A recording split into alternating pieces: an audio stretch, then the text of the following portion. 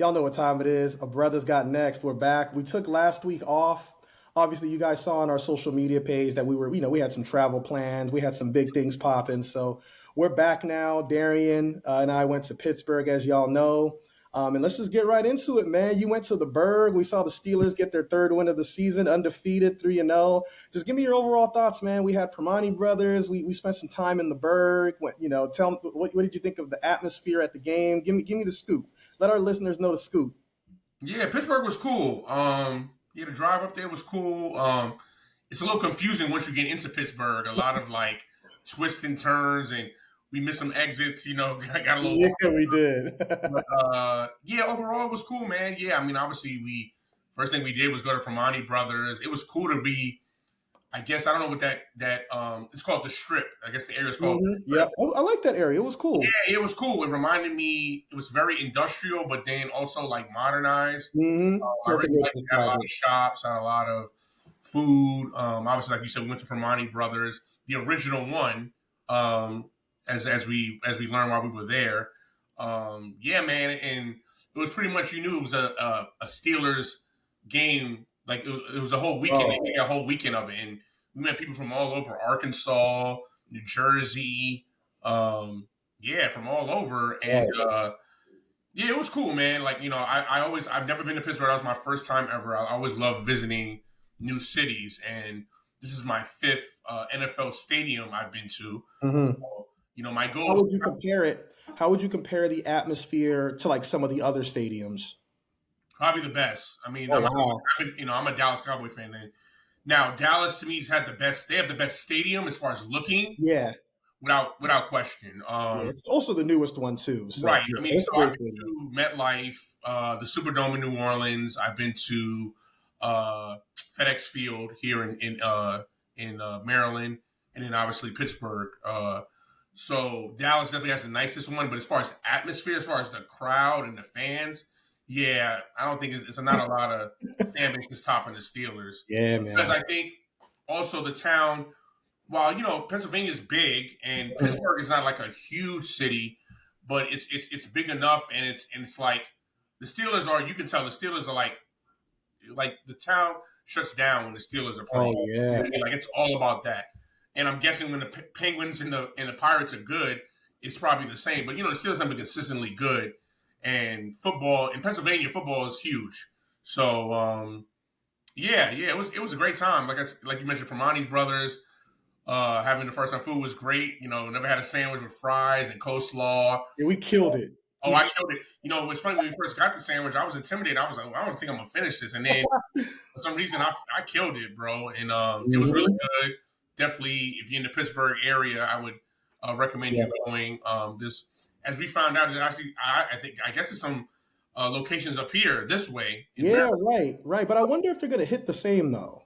Yeah, because that's the original. I don't think even in the Pittsburgh area, I know they have a lot of different locations. I would probably think the best one is from the original than the other locations. But yeah, I definitely want to try the ones up here to see how they compare. I did go to the other one near University, near Pitt University. Right. And that one, I actually liked this one we went to better. You do? Okay. Okay. I just thought the sandwich was a little more flavorful. I had the roast beef sandwich. It was, man. I had the Capicola. I think that's what it's called. Yeah. That's what the waitress recommended. She said the Capicola, and I got it with like some egg and bacon. Ugh. It's funny. Remember, we got fries, and I was like, "Oh, we probably overdoing it because they already got fries on it." But we killed the fries. Well, the waitress said she was like, "Yo, y'all don't need fries." I mean, she's like, "Well, there's fries in it, so we still got it." Yeah, we killed it. You know what I mean? So yeah, it definitely was a food weekend too. So I don't know if you told the listeners and the viewers that you also had Waffle House for the first time. Well, no, remember I had it when we went to Atlanta. Oh, you did? Okay. Way back, though. That was like 14 years ago. Yeah, so there was a Waffle House by our hotel, which I was shocked because I always thought it was just in the South. But me and Kwab went like twice, and yeah, we killed some food. And they were both like late night because we were just late night. So it's the best late night food ever. Like it just hits. Man, I think I ordered like 2 waffles. It was like midnight. The Waffle House hit. So yeah, because I think the last time I had Waffle House, there's one in the DMV area, but it's in Virginia. It's like in Dumfries, which is about an hour from me, like 2 hours from you. Yeah, like so I like I said, that was probably like 2 years ago. Yeah, I went when I think we first moved back here. But yeah, man, ain't nothing like some good Waffle House, bro. You know what's gonna happen, right? Anytime we talk food on our pod, there's gonna be the haters. Y'all like Waffle House? That place is whack. Or y'all like Primanti Brothers? That place is Yeah, whack. I know. Yeah. I'm ready to defend our food Both. I'm experience. ready to defend both. It's like we defend Roberto's in Vegas. They got some haters. Oh, of course. Yeah, we know one main hater. Yeah, well, we're gonna get him on the show and get on him in person about that. Exactly. But But yeah, no, man. the whole experience in Pittsburgh was good. Like I said, I love visiting new cities. Happy I went. Don't know next time I'll go, but Mm-hmm. it might be a while. But yeah, I would tell anybody who's a football fan or just a fan of like food, visiting new places. Pittsburgh is definitely a place to check out. It's a sleeper city. Yeah, that's awesome. Did you now quickly? What did you think of the actual game? Were you impressed by the Steelers? What were your takeaways from them? Would you say they're one of the better teams? What was your overall impression of what you saw on the field? Well, I mean, defensively, they're probably the best defensive team in the league, and that wasn't really a shock. I mean, I kind of knew that going in. And I think I told you like for months, even before the season, I said when we were planning to go to the game, I said, "Oh, they're gonna, that's a win." I mean, I know the Chargers are 2-0, but they hadn't played any defense like that, up until. I mean, they played the Raiders and they played the Panthers, and I'm like, well, the Bryce Young Panthers, right? I mean, and I know the Raiders have Max Crosby, but there's no comparison Raiders defense to the Steelers defense. I mean, like I said, that's the best defensive team in the league. Offensively, there's a lot to be, there's some questions there. I thought Justin Fields did a really good job in the second half. You know what I mean? He played a lot better in the second half. He did a lot better in the first half. He didn't play great, but a lot of dinking and dunking. Seems like game by game is getting better. Mm-hmm. You guys have a running game. You have receivers, even though Justin Fields doesn't throw it down the field, you have receivers that can get a lot of yak. You know what I mean? Yeah, Calvin Austin got 50 yards off yak. Exactly. Yeah. So that's what I'm saying. You have those. I know Pickens was a little frustrated because I know he's more of a deep threat, kind of makes those big plays, those like unbelievable catches, and he wasn't able to do it in this game. But and the Chargers D is not bad. No, it's actually it was one of the best coming into that game. Yeah, right. Exactly. Mm-hmm. So overall, yeah, I mean the Steelers. Listen, I picked y'all to win the division. I'm sticking with it. I just saw something. Well, listen, like we're gonna get into my team later, but you guys did the opposite of my team this year. You made the right moves in the offseason. You went and got Patrick Queen. You got Russell Wilson. I know he's not playing right now. You went and got Justin Fields, who's the starter, right? So you did things. You guys did stuff in free agency to make the team better. You know what I mean? Like I said, you guys are knockout defensively. I mean, you're gonna win 7-8 games just off your defense. Yeah. And I think the offense is going to get better. I mean, I still want to see Russ in there to see how the offense looks. You do. So you don't know. You wouldn't say that Justin Fields has earned that starting spot yet. No, just because like they haven't take the handcuffs. They don't let him throw down the field, and I think Russ can do that, and they'll let Russ do that. They're not going to dink and dunk with Russ. He can throw it down the field. So I do want to see the offense with Russ, just because I think they might be a little more explosive. And God, if they are with that defense. Again, like I said, that's why I picked y'all to win the division. And, yeah, man, y'all might be a Super Bowl contender. Because, I mean, like, if you put that defense with Russell Wilson being able to push the ball down the field, and then now defenses can't just put 8 in the box to stop Najee. And who's your other running back? I'm sorry. Jalen Warren. Cordero Patterson was looking pretty good, too. I was like, yeah, he's kind of older, but he was kind of balling a little bit. Who's that? Cordero Patterson was kind of balling, too. Right, yeah, so, excuse me. If you're able to do that, I mean, you're scary, bro. I mean, you're scary because the defense by itself is like lights out. So if you're able to get some type of offense where you can push the ball down the field, you guys always can run the ball. Y'all are good, man. Yeah, and I agree with a lot of what you said. Definitely, the offense left some things to be desired, especially in the first half. And as I was saying to you throughout the game, a lot of dinking and dunking was going on, and why don't they throw the ball downfield? They really didn't attempt one deep pass. Neither team did, for the most part. So, I think when you have a receiver like Pickens, it's never a bad thing to try to, take your shot and because he can beat a lot of those shorter defenders. He's just like 6'4". So, but yeah, man, it was nice to get the win. Great experience, great weather. It was a great time. Appreciate you coming through. But let's move on, man. Let's look at some of the other things that happened in week 3. Starting with your boys, it was a frustrating experience for you, but I'm glad that when we were watching that game together, it was a tale of two halves, right? First half, you guys were awful. Second half, you showed a lot of heart, a lot of wit, a lot of pride in that second half. I'll just start real quick with my takeaways.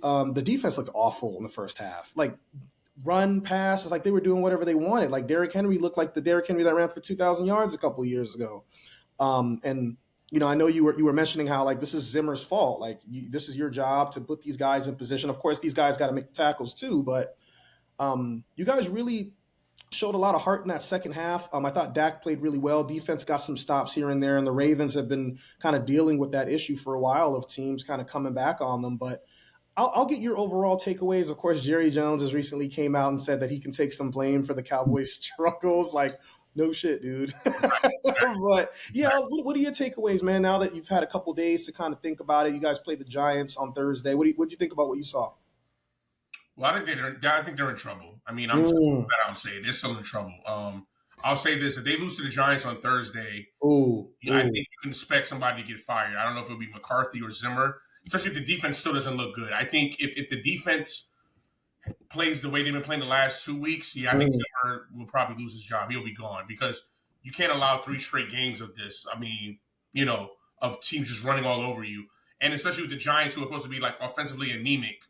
If they put up points on you, then you definitely have a problem. Mm-hmm. And, you're talking about a team that pretty much brought back pretty much the same players. I mean, they lost probably like 1 or 2 guys that weren't like vital. You know what I mean? Like Deron Bland's out, which is obviously big. That's our other corner who was, who took the trace of Trayvon Diggs last year and had a big year with all the interceptions he had.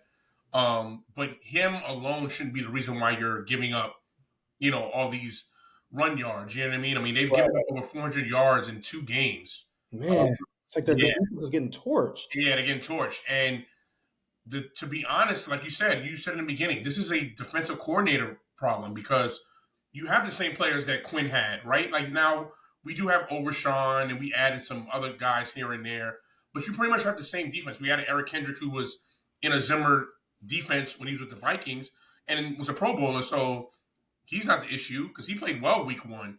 And Diggs played well week 1.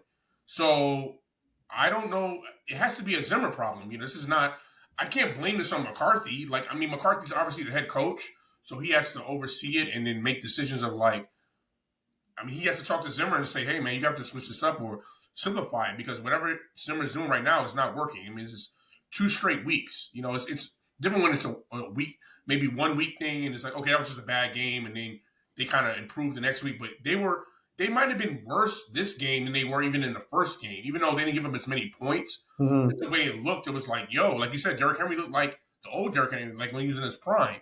So would you say that, how would you break down the offense? Like, because you're saying a lot of the blame should go on Zimmer, which is understandable, but do you feel like the defense is the offense is kind of, did their part?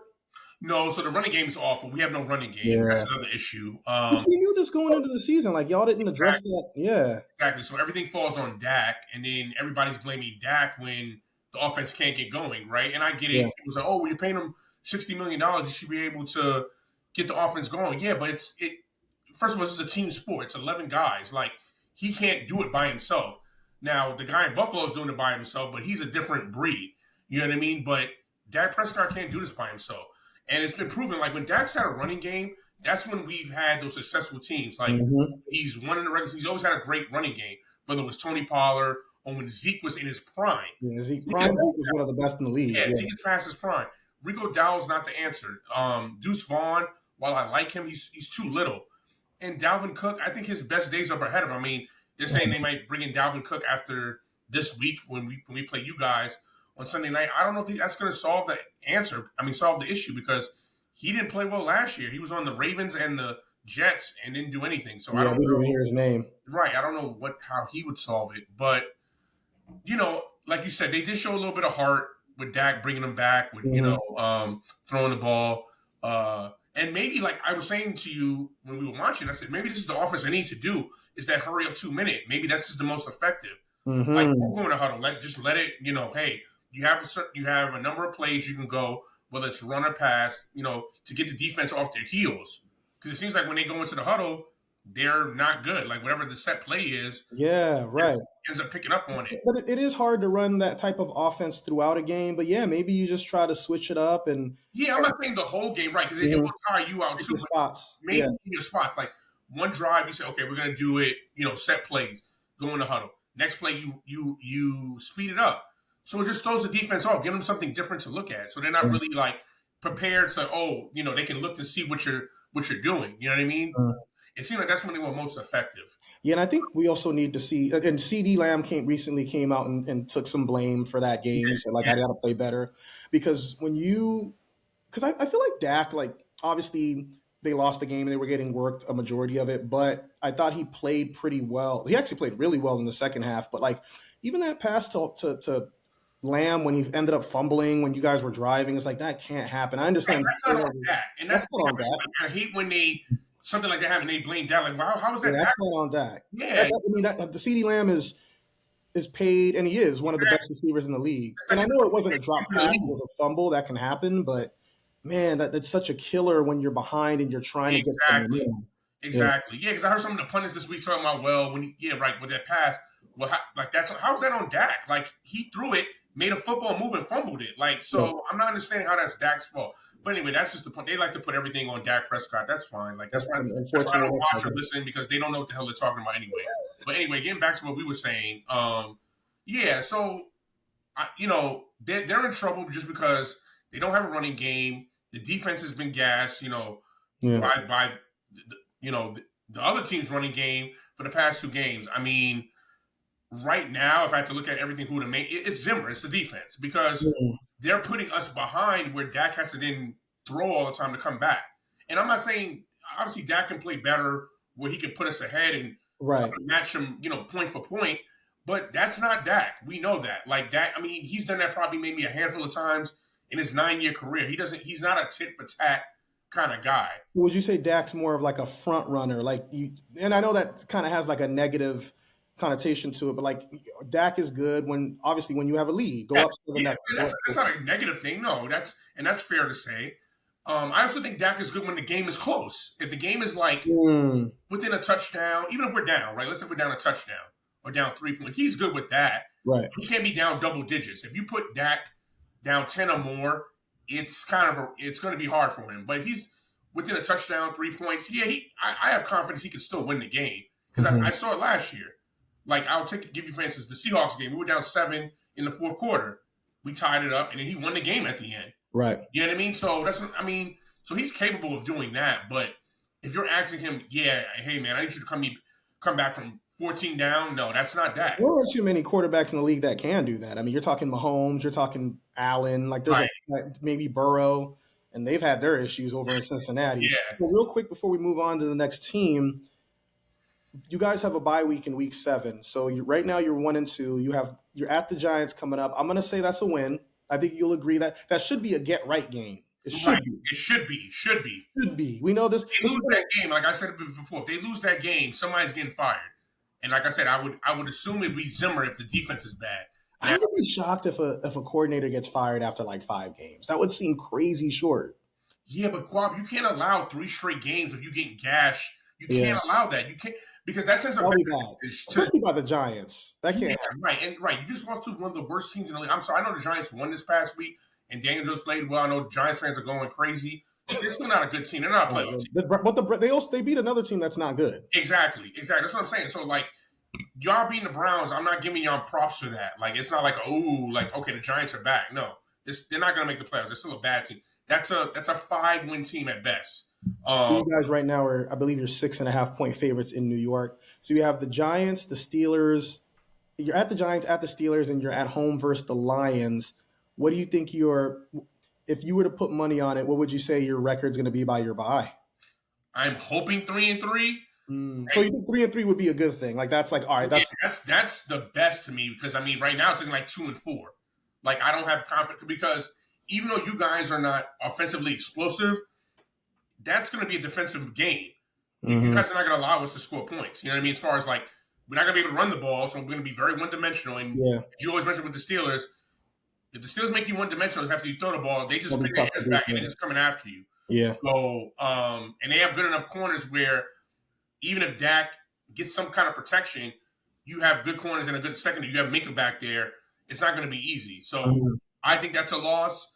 The Lions don't look crazy impressive so far. I know they're 2-1. Yeah. But they don't look like they looked last year. Yeah, they don't look as explosive. That can be a winnable game at home, and I would hope that we wouldn't go 0-3 at home. That would be crazy. Oh my god! I think your season's probably over. Oh yeah, if you go 0-3 at home, I believe because I'll say this: if we're 2-4 by the bye, like I think McCarthy loses his job.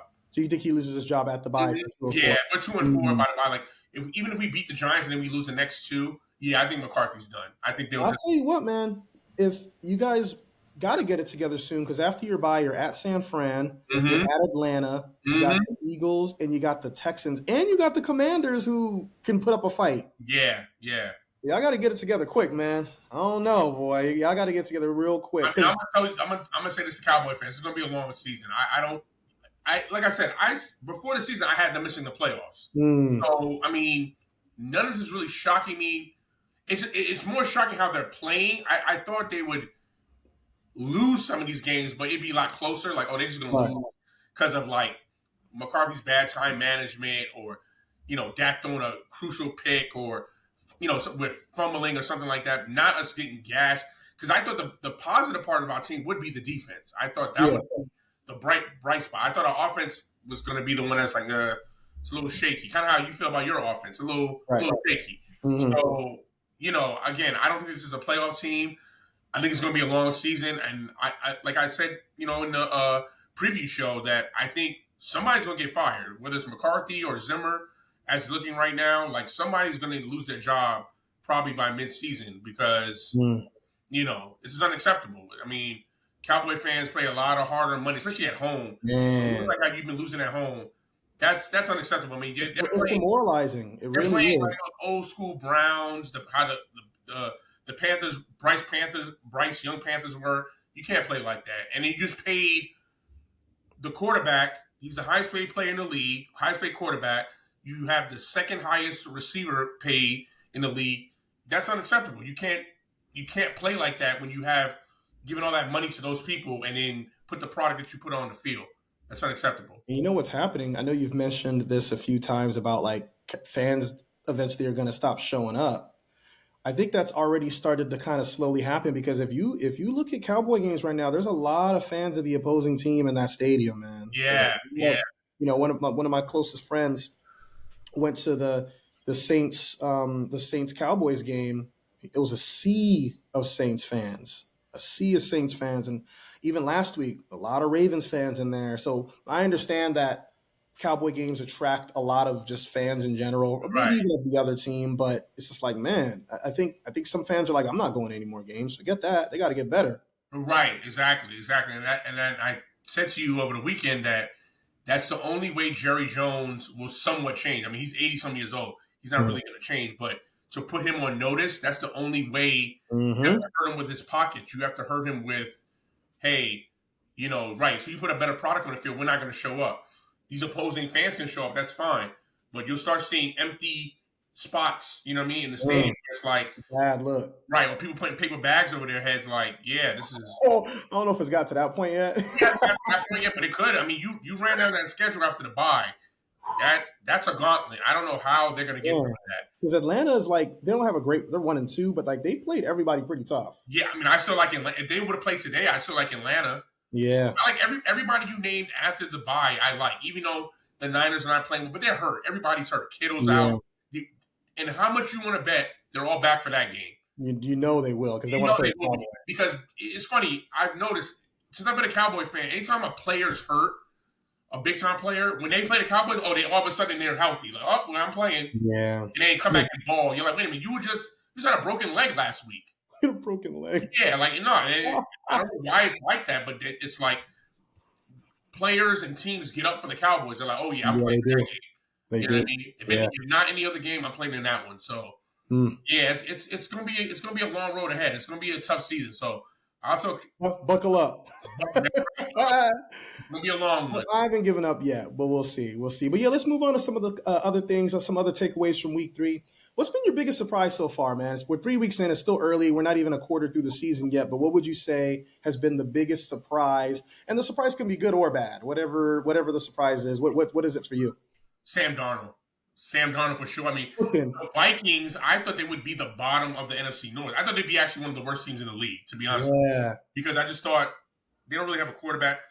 They weren't big on J.J. McCarthy anyway to start because, he's a rookie. They knew he'd have his, rookie ups and downs. And a lot of people weren't big on him coming out the draft anyway.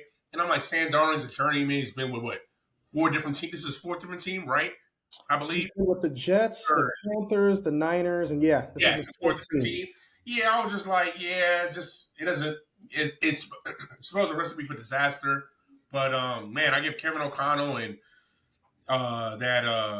Sam credit. And their D plays well. Their D is Brian Flores got them boys balling right now. Y'all D, probably they're the second best defense in the league. Yeah, they look great. Yeah, so, man, they look good. I mean, they're a big surprise. Like I said, I thought they'd be the bottom of the NFC North, but Sam Darnold has them rolling. Justin Jefferson looks back. Injury good.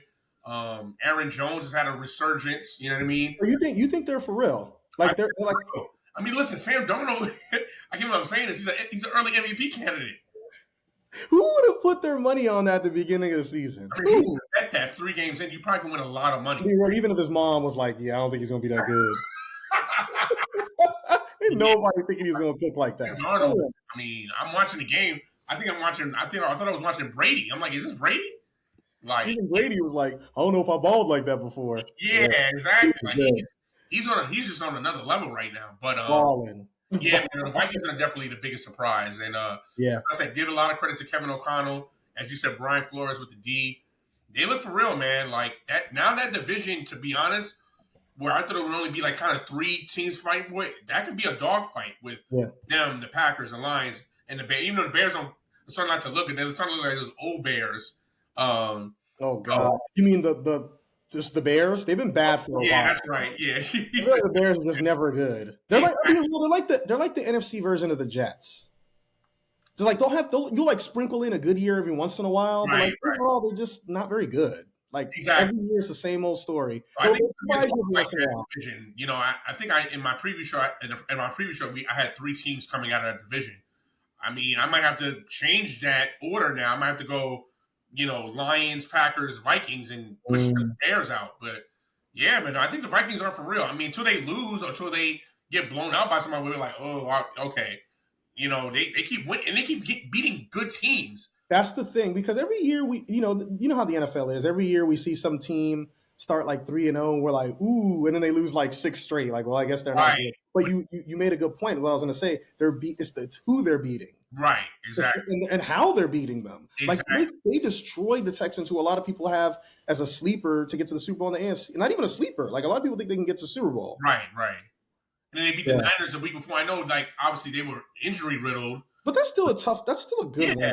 The Niners are still a good team, even with the injuries. That's a Shanahan team. It's still Shanahan. So, yeah, man, like you said, it's how they're doing it, Yeah, man, they look good. I would say the biggest surprise for me, I'm going to go on a kind of a more on a negative, is I'm really surprised how bad the Browns are. Because I thought, all right, they're coming off a playoff season. I understand it was kind of like Flacco that kind of led them most of the season, but that's still one of the most talented rosters. I still thought there might have been a little hope for Deshaun to look pretty good. I mean, because I'm still going back to that Deshaun, but at this point it's 3 years ago. Maybe he's just not that guy anymore. But right. I didn't realize how bad their O-line is horrific. Yeah, because now when I think about when we played them, oh my God, it's not that good. They were just getting right in, and they have no run game right now, so that's not helping at all. Right. Deshaun just bad turnovers, and he just. I don't think he's ever going to be the same, bro. No, I don't think so. And at this point, he recently came out and said, they were asking him about designed run plays. He was like, "Well, I'm not a running back." It's bro, I'm paying you a lot of money. You need to do, run the play that's called. Don't be like, "I'm not a running back." Well, are you a quarterback? Because you ain't doing that well either. Right. So, and I actually am one of the people that likes Kevin Stefanski. I think he's a creative play caller. I mean, he's made the Browns kind of relevant. I know we've talked about that in the past with like getting back to the playoffs, getting a playoff win.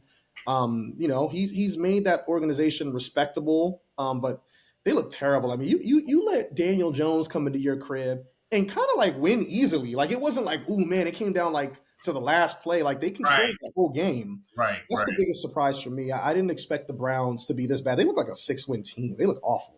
And now Myles Garrett's banged up. They're saying Chubb might be out even longer now. Well, I don't blame Chubb. I think Chubb is saying that because he sees the writings on the wall how bad they are. He's like, well, I ain't rushing back for this. He might as well. He's like, yeah, I'm gonna just wait till I'll see y'all next season. Exactly. Yeah. Because listen, as quiet as kept, players do that. They look at, okay, if they're about to come back, what am I coming back to? Right? Am I coming back to a good team where I can help win a Super Bowl, or am I coming back to a team where there's no hope here, there's no chance? So I'll just take my time. You know what I mean? And rehab. And when I'm ready, when I feel like I'm ready, 100%, I'll play. But like you said, I'll see you next season. But I'm sure what he's seeing, he's like, yeah, I'm good. I'm good. Why not continue to just try to get healthy so that you can be fresh next season? Right, exactly, 100%. It'd be different if they were like, oh man, they're like 4-1 or they're 6-2. Right, so you come back and help them. That's different. But are you going to come back if they're 1-5? Probably not. No. And then, as we already talked about in previous shows, I mean, the Browns have a really tough decision they're going to have to make at the end of the season with Deshaun, because I know you keep saying they can't cut him, but you can't keep just going through this. You can't keep, just because you have to pay a guy, you can't, you're telling the fans, it's almost, you're disregarding the fans saying like, well, we have to pay this guy, so you got to put up with this. No, you can't send that message. And I'll tell you what, and we've mentioned this before too, I think GMs love this. Because GMs are like, all right, good. Now we're not going to have all these quarterbacks talking about I want a fully guaranteed contract. Right.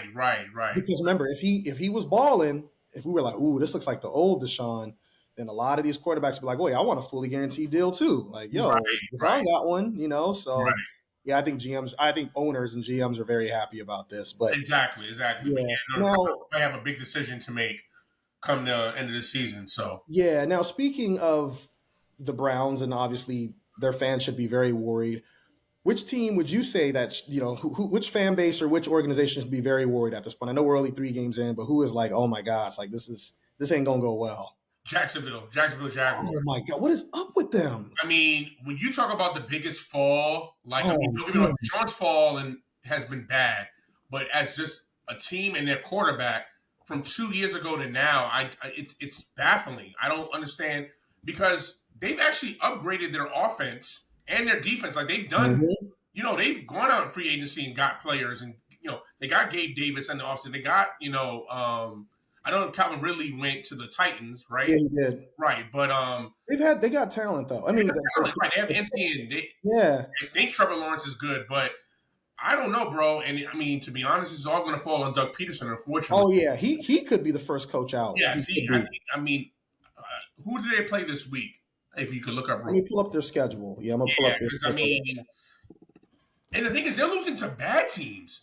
So they lost to the Browns in week 2, right? And then they lost at home when they called the stadium because it's Everbank. They called it Trevor Bank. Like, first of all, it didn't. Right, that's right. And they still lost. It's like, and then didn't they blow a lead against the Dolphins in week 1? Yeah, they were up and they lost that, and then they got. And I know the Bills are like a Super Bowl contender, but that was like a massive halftime. Dude, it was like 30-something to 3 at half. Dude, it was a disaster. Yeah, no, they got. So at halftime at that game, they were down. Let's see, 34-3.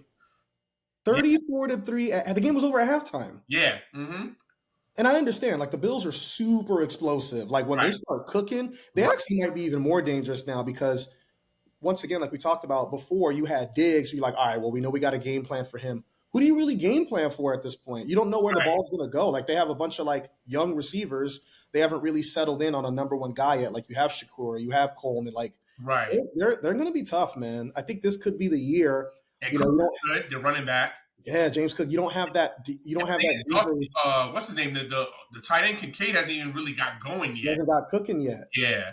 Yeah, I don't know if you recently heard what Josh Allen said, but he said it was definitely like a shot at Diggs. because he said something along the lines of like, we don't have anybody that like constantly wants the ball. Everybody is kind of in on this, on what we're trying to do here. Yeah, He's definitely taking a shot at Diggs. Right. For sure. So, but yeah, man, no, that dude, the Jaguars have lost 8 straight games dating back to last season. At one point, they were I believe they were 8-3. They were actually the number 1 seed in the AFC at one point last season, and they have not won since. Yeah. So unfortunately, I think this is going to fall on Peterson. Yeah, you're right. He might be the first coach because who do they play? Who do they play this week? Oh yeah, I brought up their schedule. Actually, let me bring that up once again. Okay, let's see. Let's see if we realistically think this could be a win. All right. So they are about to lose again because they're at the Texans. Yeah, that's a loss. And the Texans are coming off a loss. They're not going to be. So they're about to go 0-4. After that, okay, they got the Bears. I'm sorry, they got the Colts in Jacksonville. That could be a get right game. They could win that. Right. They have the Bears. They could win that. Then they have the Patriots. They could win that. So if they can miraculously find a way to beat the Texans, get some, some momentum. They have a pretty favorable schedule, although they're not good either. So they could lose to New England. They actually could. Right. So I was gonna say the other issue that the Jags have is that their quarterback Trevor Lawrence is not playing well. He's not. No, he doesn't look like the same guy. He looked like even last year. I don't know what's up with him. Maybe he's just not that good. Like, why do we keep holding on to this? Like Trevor, like he's had moments where he's looked pretty good, but I don't feel like Trevor Lawrence has ever put together a stretch of like 6 or 7 games. Like, yo, man, he looks like an MVP candidate. Like he's balling. It's always like, oh yeah, he played well, and then like 4 weeks later, oh, he played well again. It's like he hasn't been able to really put it together consistently. I think we've just overrated him. Yeah, it may be. I mean, but then this is the next issue. They just paid him. They just gave him a lot of money. They paid him with $55 million a year. Yeah, if that's the case. They're just like the Browns. They're not as bad as the Browns because they're not giving it's like all guaranteed, and it's not as much money as Deshaun's getting. But then they have an issue because they just gave him. I mean, what does he sign for 4 or 5 years? So you can't just cut him because again, that's going to be a big hit to your cap. In the next 3 years. So it's not like they can just cut bait. I'm a little surprised that the Jags did that, only because they didn't necessarily have to. Like his contract actually wasn't coming up for another year, so they could have waited 1 more year and made this the season. Like, all right, you gotta show us what you got, and they decided to give him a contract a year earlier than they should have. And right now they're regretting it. I'm not, 3 games in, I'm not gonna say their season's like over, although it might be over. I mean, what is it? I mean, the 8% or something. It's not looking good. Yeah. Man. So like I said, I think the brunt of this will fall on Peterson, unfortunately.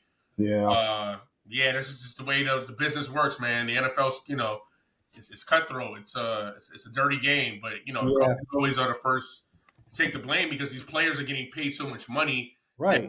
The teams just can't cut bait with players because it goes against their cap. A coach goes against their cap. Yeah, and as far as a team that I would say should be very worried is I'm going to go Cincy, and I've been one person that's always said like, yeah, they get off to slow starts, but when you do something too many times, it doesn't mean it's always going to work in your favor again. I think this could be the year where that doesn't end up working out for them because, first of all, Jaden Daniels looked amazing, and I did pick the Commanders to make the playoffs. They're 2-1. Let's go, baby. But yeah, man, that was an embarrassment. Everybody in the DMV over here is hype. It's all Super Bowl. Right? But they did that even with Heineke and Howell last year. So you know what I mean? They love to go up Super Bowl. They get hype. But yeah, Cincinnati went into that game once again. That was their get right game. Prime time Monday night. Let's get on track here. After this game, we got the Panthers. We're at the Panthers. I don't know, man. Dalton gonna want to ball. He's definitely gonna want to play well against Cincy. Right. That's not an easy game. Right. And let's be real. If they go 1-4, it's over. Historically speaking, I believe only one team has ever came back from being 0-4. That was the '94 Chargers, I believe. So, but you know what Cincy and the Cowboys have in common, and I said this in the preview show. It really matters what happens in the offseason, how you deal with the offseason, right? Mm-hmm. They both had disgruntled wide receivers. Now, one did get paid, like right up until the end, until it started. But since he had the same issue, you had a receiver that was disgruntled, wasn't practicing, wasn't participating. He was there, and then people were surprised that it took him 3 games to get going. You know what I mean? Right. This is what happens. And then also the T. Higgins situation. Like, he didn't want to sign. He wanted a long-term deal. They franchised him, and he signed it like at the last minute, and then supposedly was hurt for the first 2 games. Yeah, he was hurt. Yeah, I don't know if he was really hurt, but Yeah. he probably just didn't want to play because he's like, I want a long-term deal, and you guys are forcing me to play. So I think sometimes the offseason matters, and you're seeing kind of the effects of it on the field, that when you don't take care of players or you don't do the right stuff in free agency, this stuff can affect you going into the season.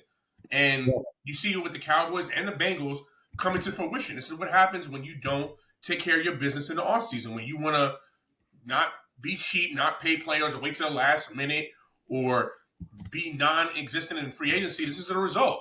This is what's going to happen. So that's why Jerry Jones has a right to blame himself. And the Bengals owner, whoever that is, has a right to blame himself as well. Yeah, and I think the story with the Bengals too is they just can't seem to get on track.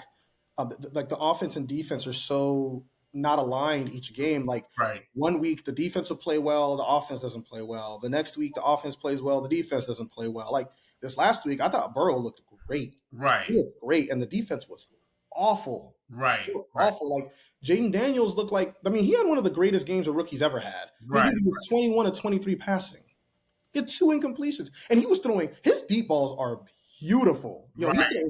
Oh my gosh. So, yeah, I don't know what's going on with Lou Anarumo, their defensive coordinator, but he's got to get it together. Unfortunately, like I said, as I said with Doug Peterson, Zach Taylor might be taking the brunt. If they start 0-4, he's probably gone. Man. If they lose to the Panthers, and I don't care if it's Andy Dalton. I know Andy Dalton is better than Bryce Young. If they lose to the Panthers, he's gone. He's gone. I don't think that's going to be an easy game. I think the Panthers, and I'm not going based off. They beat the Raiders. Now that was also surprising because the Raiders looked awful. Like I don't know what that was.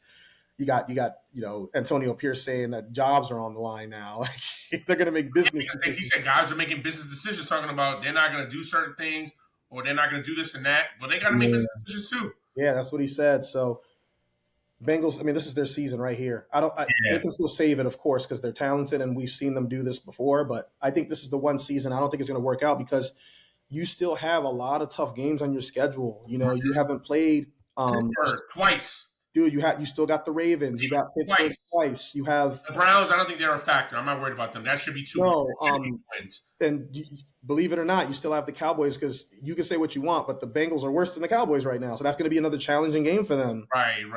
So yeah, I don't know, man. But one more topic we'll get with, and this should be probably a little quicker. Who's the best team in the league right now? Who do you think?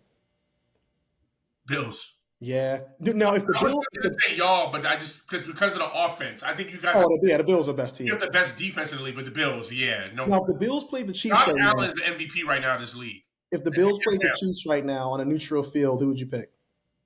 Probably the Bills. Yeah, it'd be a really good game, but I think the Bills would eke it out. I think it'd be a high scoring game. I think it'd be one of those like high scoring, but where the Bills actually. Instead of losing in 14 seconds, they would need that. They would win. Oh, my gosh. Yeah. Now, I still love the Chiefs defensively. I think the problem with the Chiefs, man, and I guess we saw this last year too, they're just not as explosive anymore. Like, no, they're not. What's the last time they dropped like 40, like even what the Chiefs, what the Bills just did and dropped 40-something points? Like, you don't really, the Chiefs wins now are like, 27-20, right. 24-21. It's like I kind of miss that old, when they had Tyreek Hill and they could drop 45 points on you just like that. And I'm wondering if that could eventually come back and hurt them if they just don't have that dynamic receiver. The only thing I do worry about with the Bills is that with Josh Allen in the playoffs, he's been sometimes kind of shaky. That's the only thing I worry about. Because we've seen it, before with him where we thought, oh, man, they're going to the Super Bowl. And then they kind of, Now he doesn't have that receiver yapping in his ear, throw me the ball. So maybe that could be the difference. So that's the only thing that concerns me is the playoffs. But I think, they right now it's them and the Jets in the AFC East. You know what I mean? They're the two, that are going to be fighting. You know what I mean? Because the Dolphins would obviously. Oh, they're done. They're done. Tua out, and then the Dolphins may win if Tua doesn't play this year. They may win like 3-4 games. I think the Patriots. Listen, they're rebuilding. They're going to try to bring Drake May along at some point. Mm-hmm. It's really between them and the Bills and the Jets for that division. You know what I mean? Yeah. So, Yeah, but I mean, right now I like the Bills a little bit. Even though I picked the Jets to win that division, right now I like how the Bills look over the Jets. Yeah. The Jets do look good. Yeah, they do. Although I want to see the Jets play like some better competition before I make Right. a strong opinion. I mean, I picked them to make the playoffs, but like Yeah, because they beat the they Titans. beat the Titans and the Patriots. So Who did the Jets play this week? they have. Let me double check that. I think it's a winnable game, but let me see. So the Jets, but look, you can only you can't control who's on your schedule. Right, exactly. They got the Broncos. Like they should win that. They should. And who do the Bills have? The Bills. Who do they have next? Let's see here. The Bills have the Ravens. Ooh, that's gonna be good. That could be tough because the Ravens coming off a win and Sunday night game. Trying to get right. Yeah, that could be tough. That could be tough. That could be their first loss. I'm not saying it will be. It could be. That's Sunday night game. That should be good. Yeah. So, yeah, man. No, I like the Bills. Like I said, Josh Allen to me right now is the MVP. Yeah, I think he is. I think he is. You know how I feel about that guy. But so we're running Rebels, man. We're not used to being like relevant in football. Like it's kind of cool seeing our name. It's kind of cool seeing our name in the news. I'm like, oh man, like wow, like they're talking about UNLV football now. Right. I don't know if it's necessarily in the best of light though, as far as the recent news. So right now UNLV's 3-0. They're not ranked in the AP poll. They're ranked in the coaches poll. They're actually ranked 23rd. They're legit like a win away from having a number next to their name. Like I didn't think there would ever be the day we saw that, Darian. But their starting quarterback 5 after they beat Kansas. They're not on the coaches poll they were, but not in the AP poll. Not in the AP poll. Gotcha. Yeah. But their starting quarterback, Matt Sluka, who actually came from Holy Cross, made the news recently. He's just like he announced his intent to transfer. He's like, yo, I'm out. Of course, it has to do with supposedly he was made promises to get paid. It looks like $100,000 to come there. Like some NIL promises were made to him. He recently came out and made a comment, or I believe his agent did. I committed to UNLV based on certain representations that were made to me, which were not upheld after I enrolled. Despite discussions, it became clear that these commitments would not be fulfilled in the future. I wish my teammates the best of luck this season and hope for continued success for the program. This is kind of crazy. We've never really seen anything like this before. Mm-hmm. Of course, UNLV responded to that. Football player Matt Sluka's representative made financial demands upon the university and its NIL collective in order to continue playing. UNLV Athletics interpreted these demands as a violation of the NCAA pay-for-play rules, as well as the Nevada state law. UNLV does not engage in such activity, nor respond to implied threats. UNLV has honored all previously agreed upon scholarships for Matt Sluka. So it's looking like it's a he said, she said, or in this case, he said situation. I wanted to get your thoughts on this, man. Like, we've never seen a player just up and leave. I mean, the NIL is kind of still a new thing, so who knows? We may still see this in the future. But what are your thoughts on this situation?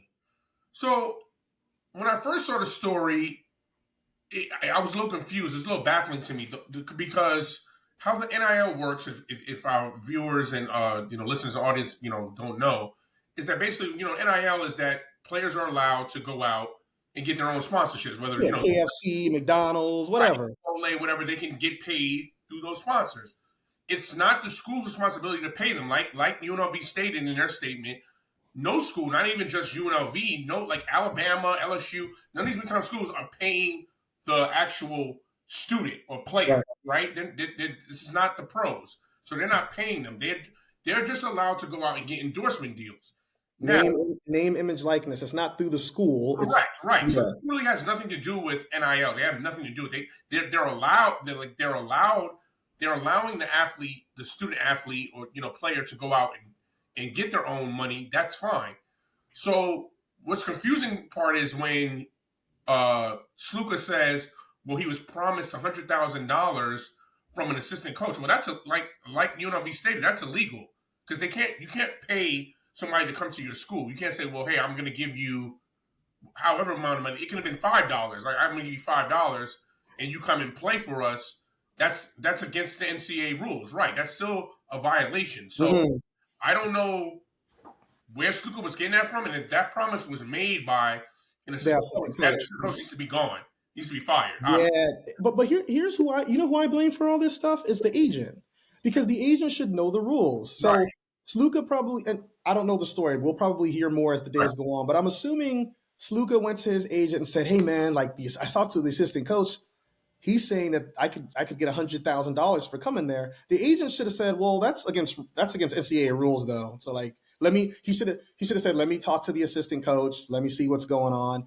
The agent should know that that's against the rules. So I guess I'm confused why Sluka still thought he was going to get that money. So another thing I thought about was the assistant coach implying that he can make up to $100,000. Like if you come here, Yeah, I think we're still learning more right? details on that. Like, hey, if you come here in NIL, you can make up to $100,000. Because if that was told, that's totally different from what Sluka and his refs are saying. Because in my mind, that's what I think really happened. I think what really happened was Sluka was told, hey, if you come here, you can make up to $100,000 in NIL deals. Mm-hmm. We're not giving you $100,000, but you know, you got MGM, you got Caesar's Palace, you got all these different companies in Vegas, casinos that can pay you to, you know what I mean, to advertise and promote UNLV football, promote yourself. Mm-hmm. So different brands. So that's what I believe was told to him. I believe that probably the system was saying, look, you can make up to $100,000 in NIL deals. We're not going to give you $100,000, but that's what you can make. Maybe he interpreted it as going back to his agent and saying, hey, they're telling me I can get $100,000 from them. But you're right. The agent should have been like, well, are they talking about NIL or them paying you? Because if it's them paying you, they can't do that. But if it's NIL, then that's fine. Yeah, and once again, we'll probably hear more details because I also wouldn't be shocked if the assistant coach is like, yeah, man, let's try to get this guy here. Let's just right. We'll give him some money. And once again, the agent should have nipped it in the butt right there. Like, hey, no, you can't. That's against rules. Like, you can't do that. Right. Because now it's interesting. He can get in trouble, and the school could get in trouble. Yeah, so I'm glad UNLV came out and made a statement like, yeah, we didn't promise. Now, of course, there's going to be an investigation of who said what. Watch this be the year we're like eligible for like, some like big time bowl game and we get penalties so we can't go. Like, man, team it happened to the basketball team in the '90s, so we history repeating himself. You know what I mean? So, oh man, it's kind of cool to see us in the news. But here's my thing: I haven't had a chance to watch any UNLV games yet because living in the East Coast is tough. I watched two of them. I watched. Yeah, I haven't had a chance to yet, so I just kind of follow along as far as like reading articles after the game, box scores, all that stuff. It does seem that they're definitely more of a running team. Like Sluka is not really asked to do much. Right. You know what I mean? Yeah. So you do 6 for 13 for like 80 something yards, and in the second game, I guess when they blew out, I forgot who they played, but when they scored 70 something points, I mean he still threw for only like 160 something. He had 3 touchdowns, but he only threw like 11 times or something like that. Yeah, like unless our backup is awful, I don't think there should be like a huge fall off, right? Right. And in the last game, he threw like 7 for 18 for like 90 yards, and I mean we won, but I'm like, you're not really lining up the scoreboard here, so he's so Sluka against it was it Utah? Was it Utah State that we? Yeah, Utah Tech. Excuse me, that we beat 72 to 14. Yeah. He was 8 for 17 passing. He did have 3 touchdown passes. Right. So, but yeah, what 167 yards or something like that? 161 yards on 8. That's not really lining it up for me. It's like, oh, that's like basic numbers. We're talking about the basic NFL quarterbacks that like, it's very. Now, you know how many rushing yards they had in that game, UNLV? 63 carries, 504 yards, and 6 touchdowns. There you go. So that's our bread and butter. That's the offense is running. Now, Sluka had 9 rushes for 70 yards. He seems like a good athlete. Like he seems like he's kind of but it's going to be a huge drop off. It shouldn't be. Yeah, it's kind of unprecedented though. It's like, dang, like we're on the verge of kind of like being recognized. Because I mean, when you're ranked, you're recognized. So we're kind of on the verge of that, and then all of a sudden, this dude is like, "Yo, I'm out. Peace." It's like, dang, bro. But let's be real. He ain't going to the league. He ain't getting drafted. He's gonna be y'all next quarterback. Nah, no, he's not. He's not. He probably won't even get invited to the combine. You know what I mean? So it's like, he's not going to. You're not going to the league. He's not going to the league, so he doesn't have to worry about that. So maybe that's why he thought he can get $100,000 because he knew he ain't going to the league. It's like, look, this is the most money I'm ever gonna make because I ain't going to the league. I ain't making millions, so let me get the money while I can. Because Yeah, man. But like you said, man, it's good for us to be in the news, just not for a positive thing. I Yeah. hope once they do the investigation and everything, I just hope it ends up being where maybe there was some miscommunication, misinterpretation about what he thought the $100,000 was coming from. Right. Not from UNLV, but maybe from NIL deals, Mm-hmm. which is fine.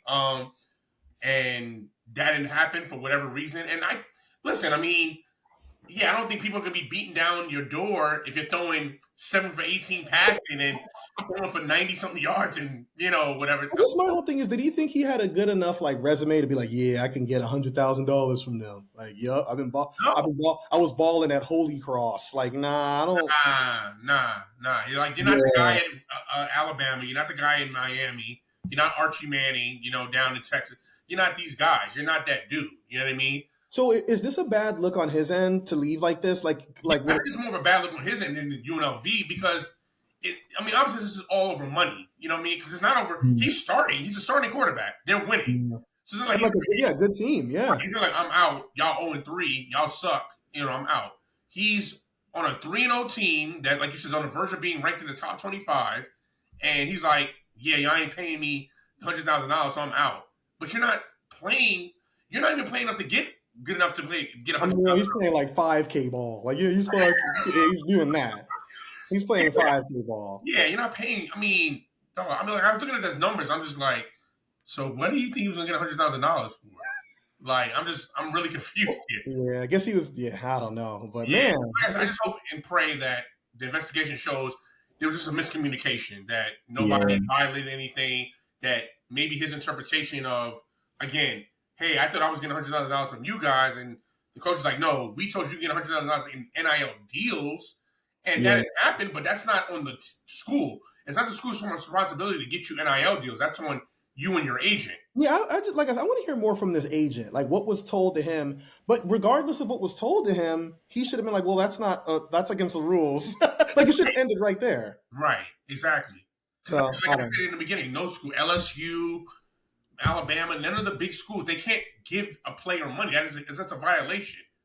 Yeah, you can't just be like, here's $100,000. Because even like Shador, like I see him on KFC commercials. Like, that's an NIL deal. Colorado, he got himself. He has an agent who got him that deal. Colorado didn't get him that deal. Colorado's not paying him. Yeah, so I don't know. You know what I mean? Yeah. So I don't know where. Although I'm not opposed to that either, as much as these schools have made from these kids. Right. That's a whole different conversation. Yeah. That's a whole different conversation. I'm just glad they're getting NIL deals, to be honest with you. That's at least they're able. That's cool. But like, you're right. I mean, I'm just happy with that. But yeah, that's a whole other conversation for another day. Yeah, it is, man. But yeah, man, we'll be rooting for the Rebs, man. Hopefully we can go 4-0, getting them rankings, baby. Who do they play this week? Who do the UNLV Rebels play this week? Let's see. I mean, we're gonna win either way. You know what I mean? So, let me see here. Yeah, Matt Sluka. This is lost, man. He's not going to be a part of a playoff run. We play Fresno State in Vegas. So. Okay, what's their record? Fresno State right now is 3-1.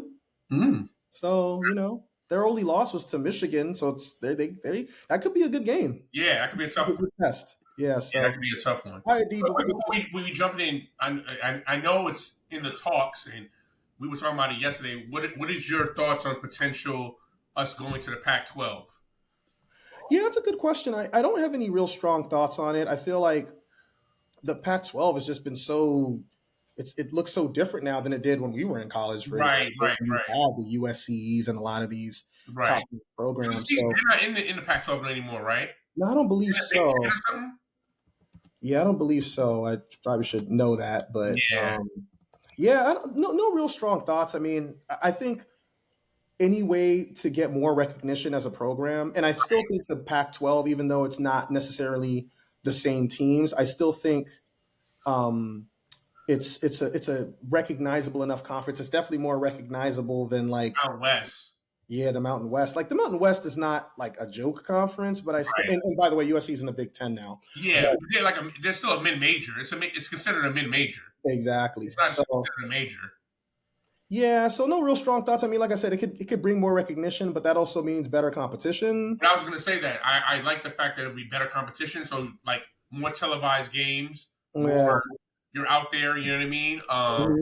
Yeah, that's a good thing. That's necessarily a good thing or a bad thing. I mean, I would say it may also help in recruiting because now you're a Yes. Pac-12 school. Yeah. You know what I mean? So players who, when you recruit them, will know, okay, what's the Pac-12? I'll be on TV, especially in the West Coast, you know, in that area.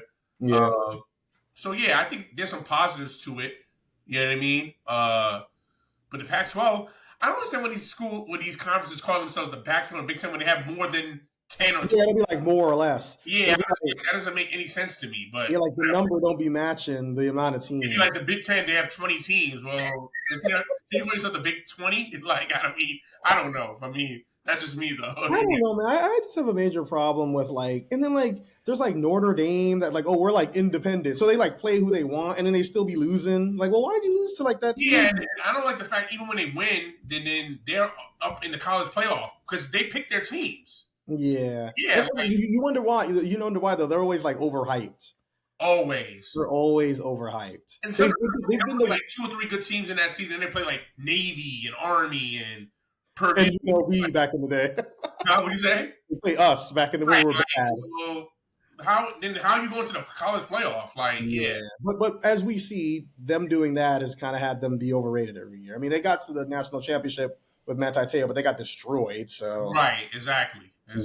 Yeah.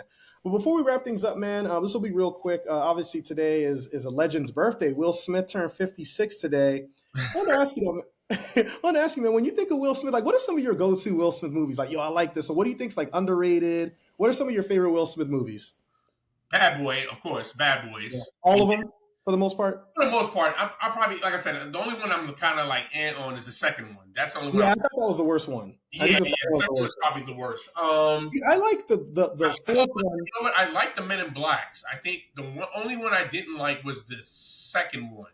Well, supposedly the second one, it had that cameo with Michael Jackson. He wanted to be on the cover. And they were like, well, no, you can't be on the cover. I never knew that. I never heard that story. He wanted to be on the cover of it. It's like, well, no, you were in it for like 1 minute. I didn't know that. Yeah. So. Well, you know, Mike was a different cat. You know, he's all about he's definitely a different cat. Love and money. You know, I'm not going to put you on the cover. Nah. You know, I think I like all the Men in Blacks. Yeah, except for I didn't really like the second one. Yeah, I don't like the second one. The first and the third one is good. Trying to think what other good Will Smith movies. What did you think of iRobot? I thought that was solid. Yeah, that was solid. iRobot was solid. Another underrated one to me is give me a chance to look up some of them.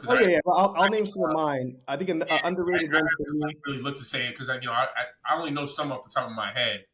Underrated one to me was Enemy of the State. I think that was like early. Actually, that's one of my favorites. That's a good one. That's one of my favorites. Yeah. Yeah. Like there's certain ones that most people may not like that I like. I'm like, oh yeah, I like that. There's some of those for me. Like I don't know. People hate Hancock. I thought that movie was entertaining. I like Hancock. I'm with you. I would like it too. Yeah, I thought that was pretty good. What about? Would you say Independence Day was his movie? Because there was a lot of people in that. Yeah, because Jeff Goldblum was in it. Yeah, I would still say he was one of like the stars of that movie. I would say so. Right. So Hitch. Oh, Hitch is definitely one of my favorites. Oh, Hitch. That reminds me of college because we saw that. Yeah. Because if you look at the credits on Independence Day, he's first. It's him, then Bill Pullman. I know you like saying Bill Pullman. Well, just kind of an inside joke. Yeah. Bill. I always used to think when we always talk about the Street Fighter movie, which I don't know. I thought you thought it was like, my movie's awful. But that's not Bill Pullman though. I know. I thought Ken was Bill Pullman. You're like, that's not Bill Pullman. Yeah, it's not Bill Pullman. I just remember E Honda was like some chubby like Hawaiian dude. I'm like, this is awful. You always bring that up. Yeah, that movie is not good. But anyway, obviously, King Richard was good. I like that movie. Oh, that movie was really good. Yeah. King Richard.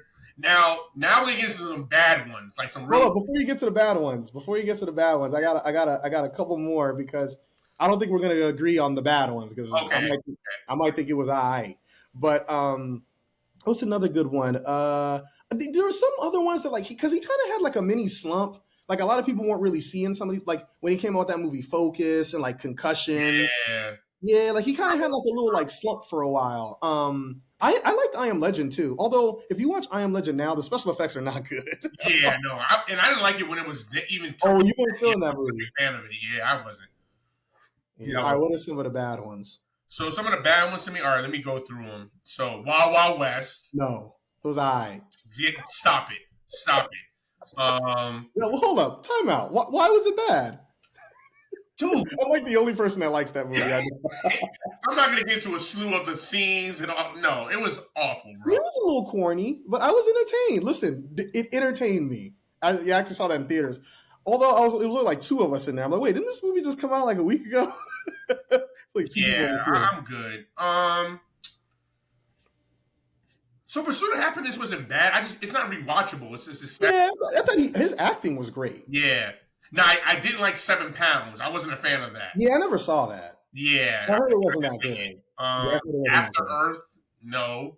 I know that was like Aiden's movie, but it still wasn't good. Yeah, that wasn't that good. Focus, Concussion, I wasn't feeling those. I actually thought Focus was all right. Yeah. Well, I thought him and Margot Robbie had some good chemistry. I never saw like Gemini Man. I never saw that. Suicide Squad. He was one of the. So it was okay. Did you see Gemini Man? I didn't like it.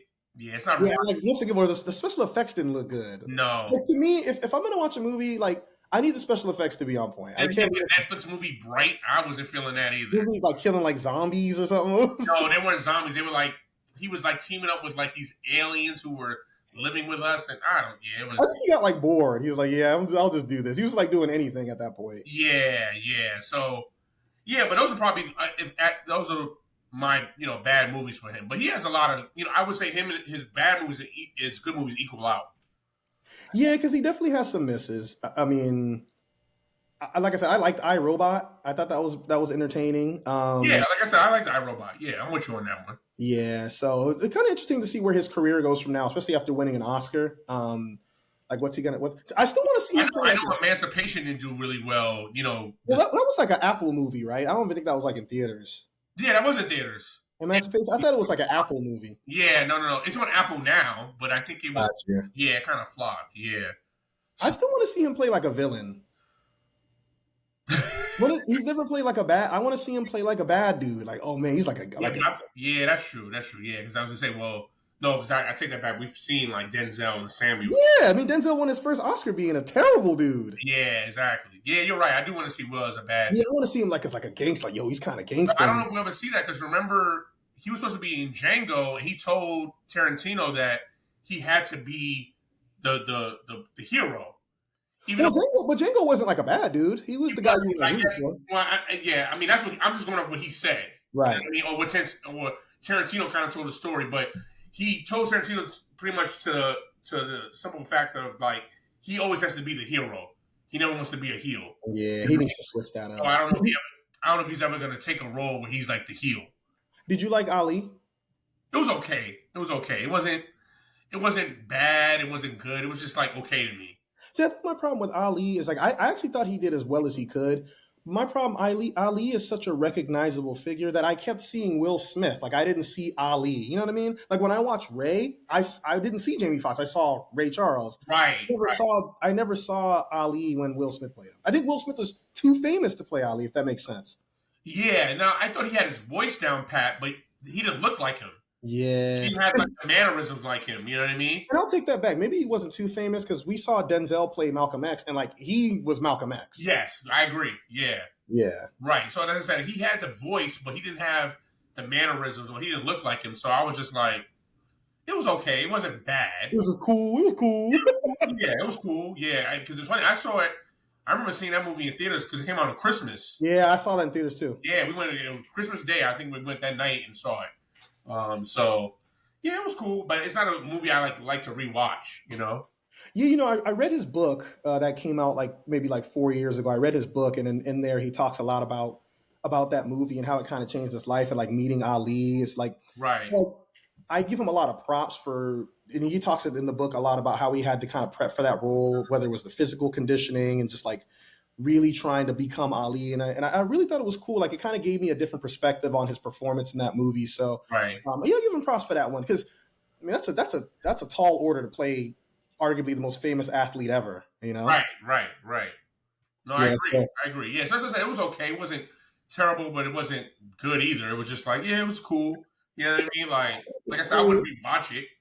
You know, because Yeah, like you'll catch it like on one of the things. I'm just like, I'll even in the middle, I'm just like, yeah, I'll go to something else. you're like, yeah. one of the movies would be like on USA. Like, yeah, I don't feel like watching this. Or like I'll have it in the background, like I'm doing work, and I'm just like, okay, I'll keep this on. But Hitch, I'll always watch. Oh yeah, I'm like into that. Yeah. Yeah, that movie's great. I actually thought the he was great in that movie, but I thought the star of that movie was Kevin James. Yeah, he was. No, Kevin, that's probably his best movie role to me. He does not have good movies. Right. Kevin James. Best by far.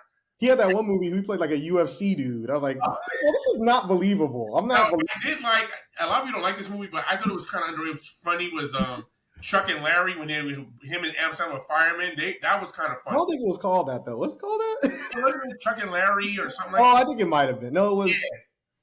Was it called Chuck and Larry? Was it called like Chuck and Larry or something like that? It was something like that. I never saw that one. They like pretended to get like married or something like that. Yeah, there you go. Right, so he can get. Oh, you're right. You're right. I now pronounce you Chuck and Larry. Yeah, I did. I thought that movie was funny. I actually thought they had, You didn't like Paul Blart Mall Cop? No, it's so corny.